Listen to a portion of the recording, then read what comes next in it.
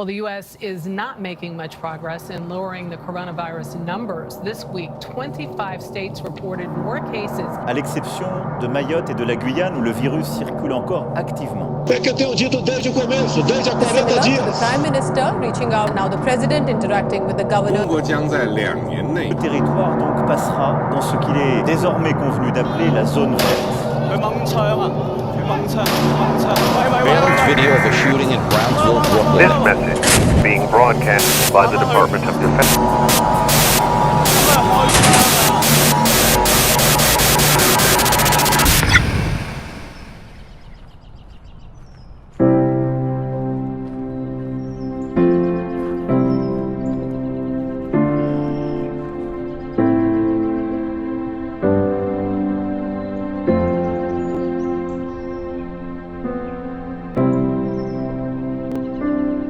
Felt immeasurable loss this year between the coronavirus and an increase in gun violence.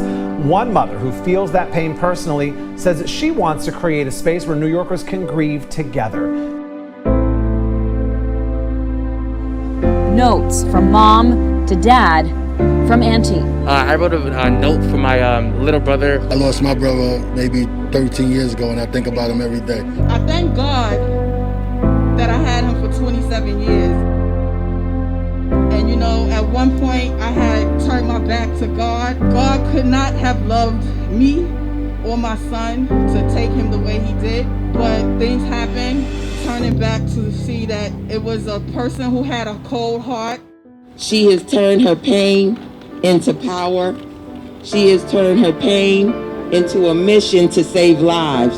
And we're seeing a spike in gun violence across this nation. And we are here today to say, in the spirit of Maeaan, in the spirit of so many other young people who have lost their lives to senseless gun violence, we know that guns are not manufactured in Brooklyn. We know that the only way that people can access a gun is through illegal means. We know that they intentionally flood our communities to test our ability to see one another's humanity and treat one another with the respect that we want and demand from others. It's very hard. I started selling drugs because my mother was on drugs. I was 13 years old selling drugs. That's what fed me and my family. But at the end of the day, I did it so long that I was accustomed and I was addicted to it. We have a lot of young people that hang out in front of these buildings because that's all they know. They was born and raised in front of these buildings. So when people say they're a problem, what we have to do is we have to change the norm of what the people are thinking. We have to give more resources to this community so that the people won't be hanging out and doing things they weren't supposed to do. So what we got to do is we got to change the norm of the people, and then we have a better community. Thank you very much. Thank you so much. I've seen a lot from when I was growing up to now. I would say the violence has definitely increased. You know, I used to be violent myself. And what changed, I had to change my belief system. As you know, go through and see a kid, you gotta try to attack the belief system, because that's where it all stems from. They believe that if they're not violent, some of them, they won't get the girl. They won't get respected. They'll get bullied. It's a lot that, you know, needs to be addressed. My blessings go out to her son that passed, Maeaan. I met him, very nice man. And my prayers go out to my ex-girlfriend who died of corona. And my prayers go out to everybody's here who lost someone through violence or the coronavirus. Thank you so much, Ms. Anderson. My name is Detective Maeaan. I bring greeting from Chief Madrig. I just want to make sure that everybody know that the police department here to work with you. We have a new administration under the leadership of Chief Madrig, Community Affairs. I'm here actually as a father. I'm not working today, man. The mutual respect that we have to keep that right now between the police department and the community. And we cannot do this alone. We have to do it together. Unity is the answer, Ms. Anderson. And I want to thank you and thank everyone here. Thank you so much. I come on behalf of, as a nurse on behalf of the National Black Nurses Association, which represents 250,000 nurses and nursing students across the nation in 34 states. I'm here to speak with you about COVID-19. It is highly contagious. People with asthma, high blood pressure, diabetes, and heart disease have weakened immune systems. Being a person of color not only increases that risk of getting the virus, but also from dying from it. In New York, we had over 32,000 deaths and more than 7,000 deaths here in Brooklyn. This nation simply wasn't prepared, and many paid with their lives because of it.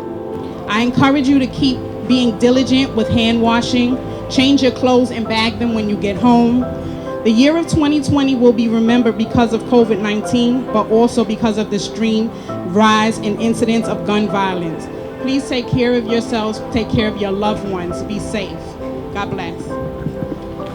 We got to begin to have a real honest conversation with ourselves as a community, and really when we see something, say something, because these kids aren't being parachuted into our communities.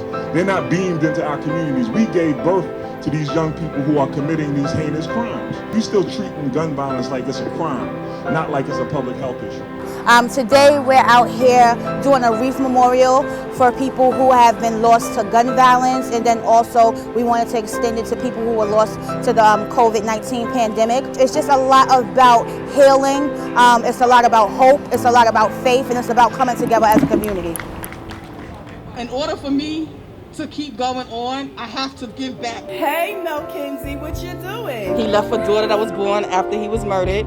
Before, when she have a conversation, that a conversation will be about my dad gives out scholarships, my dad gives out to the community. It won't be my dad was murdered on the street. We want to present you for your dad's foundation and a check in the amount of $3,000. Woo! Thank you, Grand Avenue Depot. Mel Kinsey, you got to take the money for the foundation. And a very important message about safety coming from the mouths of some very cute tots. The little girl you just saw there is a daughter of Maeaan Anderson. That clings to me. What is your future goals in life?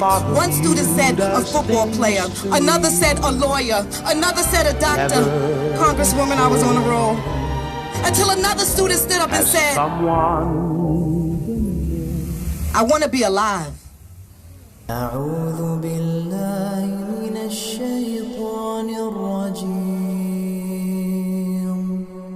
بسم الله. I put all my love into my son. I put all my love into that boy. And I feel like if I could have loved, if he could have been friends with my son, I could have shared my love with him. But I just, I did this because I want people to express themselves. I have to be able to not let another child get murdered or go to prison, because it affects everybody. It's a circle.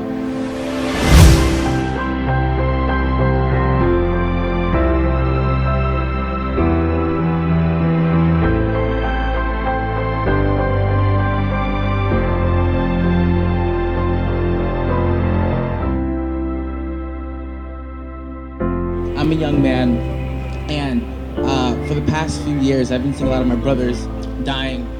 Some died due to malpractice, some died gun violence, and in general, it's not okay. I'm 19 years old, and I've seen at least almost a dozen deaths. And what we're doing here is actually really good, because it's helping young people like myself. You know there's a problem when the two events that you are going to in your community are both around Black families losing their children. So I really just wanted to come here because there's so much more that we have to do as a community.